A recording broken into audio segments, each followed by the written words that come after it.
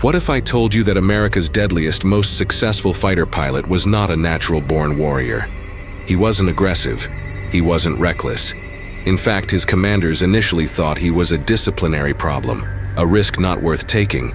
This is the story of how that man, a quiet farm boy from Wisconsin, became a legend, whose record of 40 aerial victories remains unbroken nearly 80 years later. In the next 15 minutes, we are not just going to tell you his story. We are going to deconstruct his genius.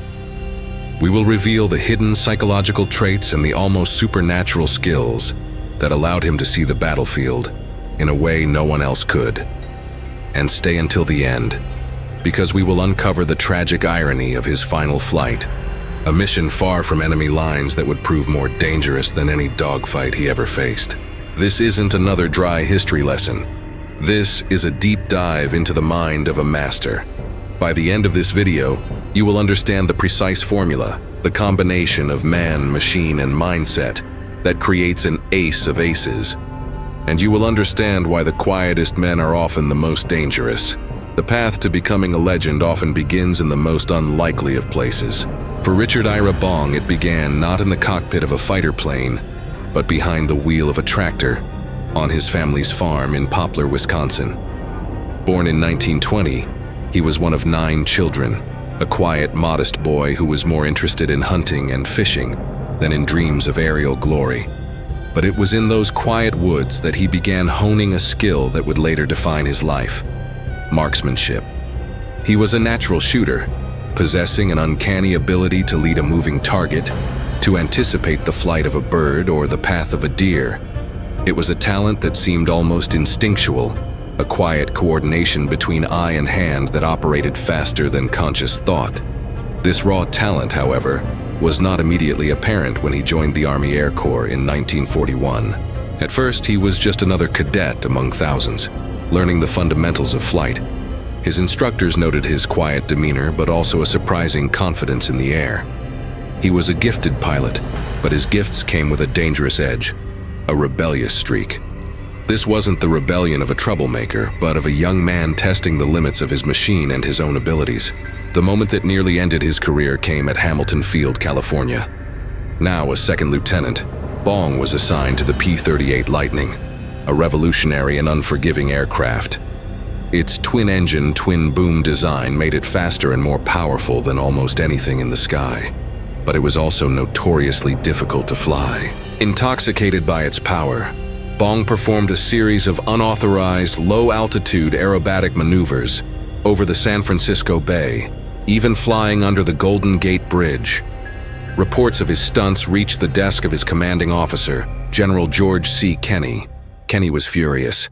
Such reckless behavior was a violation of every rule in the book and could have ended in disaster. The reprimand was swift and severe. Any other pilot might have been grounded permanently, his wings clipped before he ever saw combat. But General Kenney was one of the most perceptive commanders in the Pacific Theater. He saw beyond the disciplinary problem. He saw in that young, reckless pilot a level of aircraft control and spatial awareness that was simply breathtaking. He recognized reflexes that operated with superhuman speed.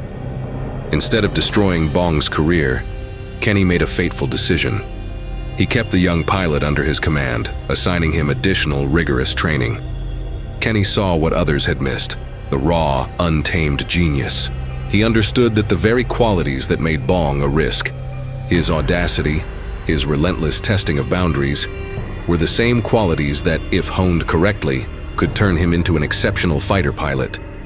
Kenney recognized Bong's excellent depth perception, his instinctive ability to calculate deflection angles, the art of shooting not at where a target is, but where it will be. These were skills that could not be taught. They had to be cultivated. And so, the farm boy from Wisconsin was given a second chance, a chance to turn his impossible tricks into a weapon of war. When Richard Bong arrived in New Guinea in September 1942, he was a pilot with immense talent, but almost zero combat experience. He was assigned to the 9th Fighter Squadron, part of the 49th Fighter Group in the 5th Air Force. The environment was brutal, and the enemy was formidable. By contrast, the Japanese pilots had been fighting continuously since 1937. They were hardened veterans, masters of their craft who had dominated the skies over China and the Philippines. On paper, the odds were overwhelmingly in their favor. Bong's first combat missions in December 1942, over Buna, New Guinea, were a baptism by fire, climbing to intercept Japanese bombers escorted by the legendary A6M-0 fighters. He witnessed firsthand the deadly ballet of aerial combat. The Zero was a marvel of engineering, lightweight, incredibly agile, and in the hands of a veteran pilot, it could outmaneuver almost any Allied fighter. American pilots who made the mistake of trying to turn with a Zero in a low-speed dogfight often paid for it with their lives. But Bong wasn't flying an ordinary fighter. He was in the cockpit of the P-38 Lightning, an aircraft as revolutionary as it was demanding. With its unique twin-boom design, twin engines, and a devastating concentration of firepower mounted in the nose, 4 50 caliber machine guns and a 20mm rear cannon, the P-38 was a completely different kind of predator. It could outrun and outclimb the Zero. Its weakness was its lack of maneuverability at low speeds. It was a thoroughbred racehorse against a nimble bull. Bong understood this calculus of life and death intuitively. He didn't try to turn with the Zeros. He refused to fight their fight. Instead, he began to write his own rules of engagement, a philosophy of combat built entirely around the P-38's strengths: speed, altitude, and overwhelming firepower. His early kills were a testament to this new doctrine. He would use the P-38's superior engines to climb high above the enemy, positioning himself like a hawk in the sun. Then, he would dive. This tactic, which became known as boom and zoom, was brutally effective. By converting altitude into tremendous speed, his P-38 would scream through an enemy formation before the Japanese pilots even knew what was happening. The nose-mounted weapons of the P-38 created a concentrated cone of destruction. Unlike wing-mounted guns that had to be angled to converge at a certain distance, the P-38's fire was a straight, tight beam of lead. Anything caught in that beam simply disintegrated. His combat reports were famously understated, noting altitude, engagement conditions, and outcomes with the detached precision of a scientist. But the gun camera footage told a different story. While other pilots fired long, hopeful bursts, expending vast amounts of ammunition, Bong's footage showed a chilling patience. He would stalk his target, maneuver carefully for the perfect position, close to an almost impossibly short range, and then unleash a short, precise burst of fire. The result was often catastrophic for the enemy. Then, just as quickly as he had appeared, he would use his superior speed to disengage, climbing back to the safety of high altitude to set up his next attack. Don't turn, don't dogfight. Use speed, altitude, and firepower. Position carefully, fire precisely. This was the mantra he perfected. Over the next 3 years, he would refine this philosophy into a system of lethal efficiency. He was not just flying an aircraft, he was thinking with it. He understood its soul, its strengths, and, most importantly, its deadly quirks. The P-38 suffered from a dangerous phenomenon called compressibility in high-speed dives, where shock waves could form on the wings and cause the controls to lock up. Dozens of American pilots died learning this limitation. Bong mastered it, turning the P-38's dangerous dive into his most effective weapon. This deep, intuitive understanding of his machine was the first secret to his genius. The key to Richard Bong's staggering success, the impossible trick that made him a legend, was his mastery of a skill that separates the great pilots from the immortal ones: deflection shooting. It is the art of firing at empty sky, calculating with instinct alone where a moving enemy plane will be in the split second it takes for the bullets to travel. Most pilots struggled with these complex calculations of speed, angle, and distance. For Bong, it was as natural as breathing. His squadron mate and fellow ace, Major Thomas Lynch, described Bong's technique as one of almost unnatural patience and precision. While other pilots would engage from a distance, Bong would close in, sometimes to within 50 yards, a range so close it was considered suicidal. But at that range, he didn't miss. His gun camera footage revealed a consistent, terrifying pattern. A patient stalk, a careful positioning often from above or behind, a brief controlled firing pass, and an immediate high-speed disengagement. His ammunition efficiency was legendary. He wasn't just a pilot, he was a surgeon with a machine gun. This extraordinary marksmanship was honed by his relentless dedication to understanding his aircraft's weapons. The four .50 caliber machine guns and the single 20mm cannon in the nose of the P-38 were not just tools, they were extensions of his will. He knew their ballistics, their trajectories, and exactly how they would perform in the chaos of combat.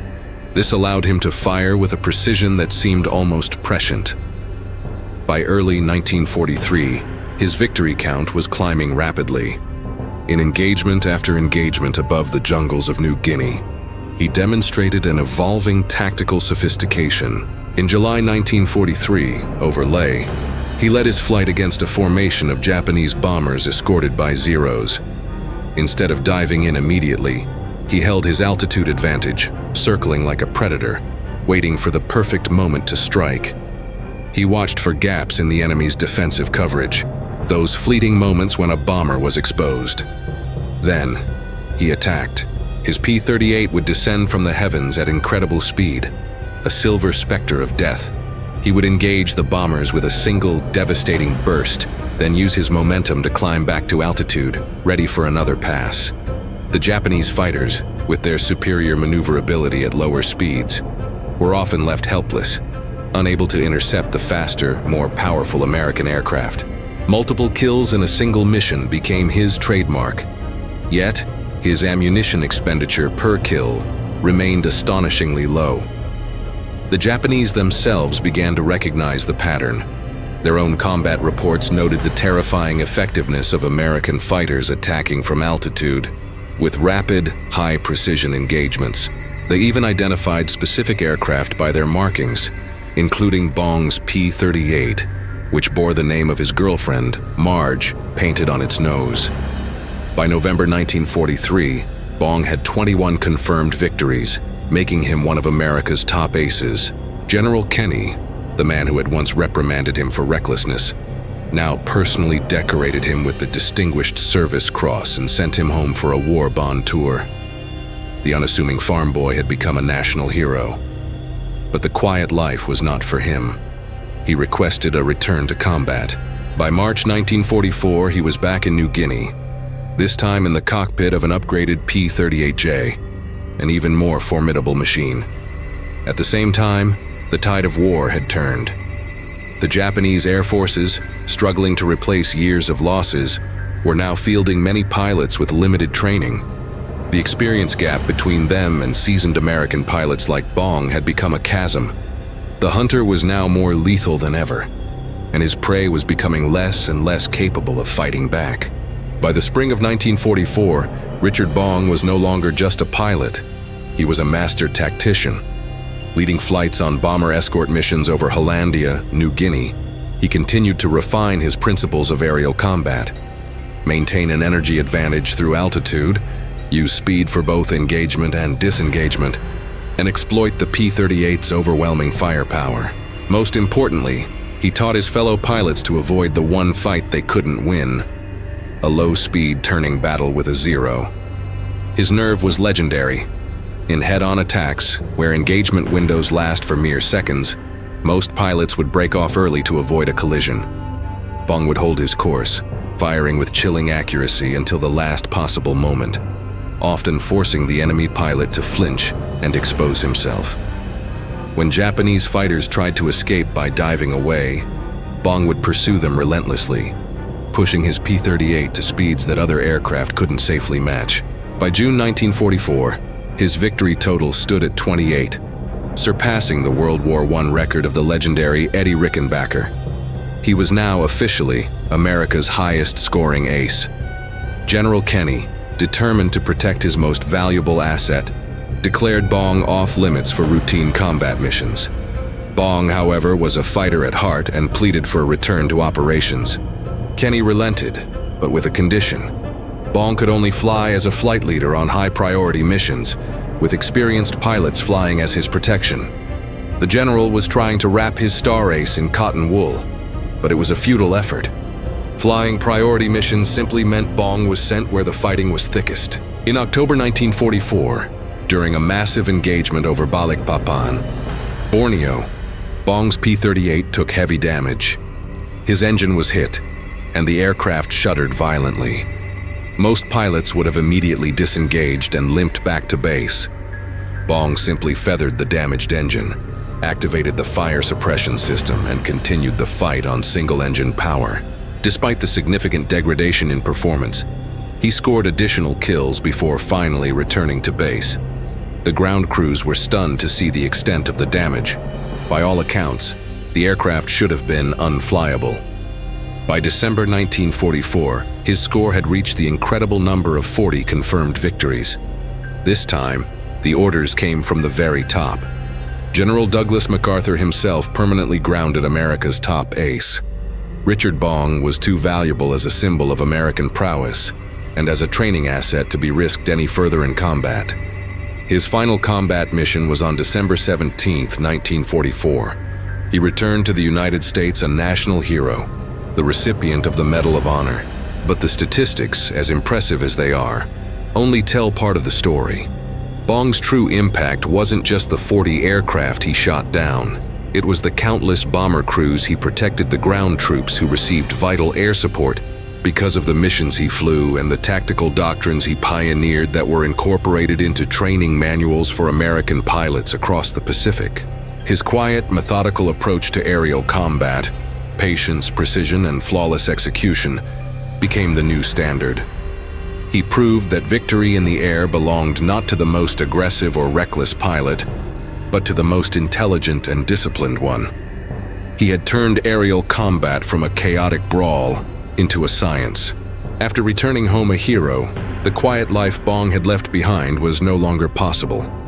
He married his sweetheart, Marge, and in a move that defined his character, he did not retire. Instead, he chose to continue serving, taking on a new role as a test pilot for Lockheed. He was assigned to America's first operational jet fighter, the P-80 Shooting Star. This was the future of aviation, a sleek, powerful machine with a jet engine that made piston fighters like his beloved P-38 obsolete overnight. Bong, the master of the old technology, was now tasked with taming the new. On August 6, 1945, at the Lockheed Air Terminal in Burbank, California, Major Richard Bong was conducting a routine acceptance flight in a new P-80. It was a day that would change the world forever, but not for the reasons anyone in Burbank expected. Shortly after takeoff, the P-80 suffered a catastrophic fuel pump failure. The engine flamed out at a critically low altitude. There was no time. Bong attempted restart procedures, but the engine was dead. He tried to guide the crippled jet back toward the runway, but he didn't have enough altitude. In the final, desperate seconds, he attempted to bail out, but it was too late. The P-80 crashed in a field, and Richard Ira Bong, America's ace of aces, was killed instantly. He was only 24 years old. The same day, hundreds of miles away over the Pacific, an American B-29 bomber named the Enola Gay dropped the first atomic bomb on the city of Hiroshima, Japan. The news of Bong's death was a footnote, buried beneath headlines that screamed of a new, terrifying atomic age. The world had turned a page, and the era of the dogfighting ace was over. 80 years later, Richard Bong's record of 40 confirmed victories remains unbroken. It is a record that will likely stand forever. Modern air combat, dominated by beyond visual range missiles and complex radar systems, will never again produce the kind of close-range, visceral duels that defined World War II. The young pilot who began his career with disciplinary problems became an immortal legend by mastering the fundamentals: patience, precision, and a near-supernatural understanding of deflection shooting. His legacy is not one of aggression, but of intellect. Each of his 40 victories was a masterclass in calculated positioning and flawless execution. At the Richard Bong Veterans Historical Center in his home state of Wisconsin, his Medal of Honor rests in a glass case. His flight logs document 200 combat missions. A restored P-38, with Marge's face painted on the nose, stands as a silent testament to his skill. The young man from Wisconsin who became America's deadliest fighter pilot proved that in the deadly theater of aerial combat, it is superior technique, consistent execution, and a quiet, unyielding discipline that produce truly exceptional results. The record speaks for itself.